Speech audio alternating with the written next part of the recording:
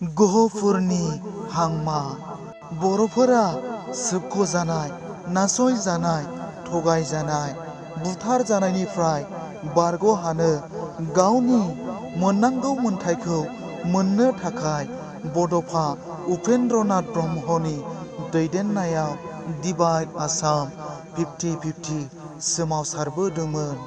बयबो दुखुथिया बर' फिसाफोरानो लैहोर लैहोर बाहागो लाफैदोंमोन। गिलु बालुनो मेंनाय गैयै, जिरायनाय गैयैनो गोसो होसार होसार सोमावसारफा लांदोंमोन। असमियाफोराबो होबथानो बायदि राहा लादोंमोन।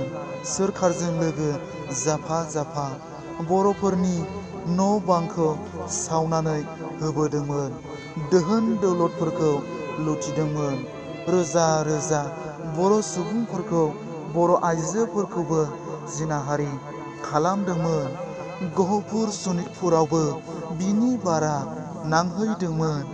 1989 मायथाइयाव गहपुराव हरसेयावनो 500नि बारा दाय गैयै बर' सुबुंफोरा बुथार जादोंमोन।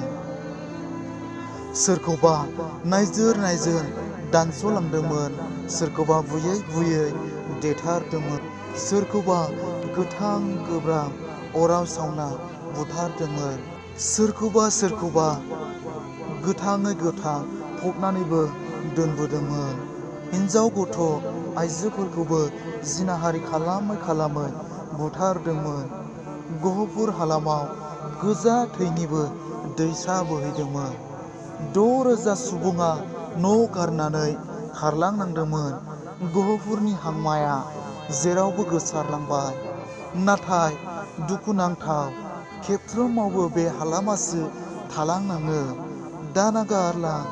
दानागारलां बे खेबाव बिसोरहाबो जोंजों लोगोसेयैनो समान मोनथाय दङ। बिसोरहाबो थै-थां हारि उदांस्रिनि थाखाय सोमावसारफाबोदोंमोन। खन्थाइ मुलुगखौ मोजां मोनग्रा आंनि आंगो लोगो नोंथांमोन, बे खन्थाइ आवरायनायनि सायाव माबाफोर गोरोन्थि नुदोंब्ला आसि दिन्थिनानै कमेन्टआव खिन्थाहर आरो जुदि मोजां मोनदोंब्ला आंनि इउटिउब चेनेलखौ साबस्क्राइब, लाइक, शेयार आरो कमेन्ट खालामनानै होनो दाबाव, जाहाथे आंनि गोदान खन्थाइ आवरायनानै आपल'ड खालामनायखौ नोंथांमोना बयनिख्रुइबो सिगां मोननो हानाय बादि।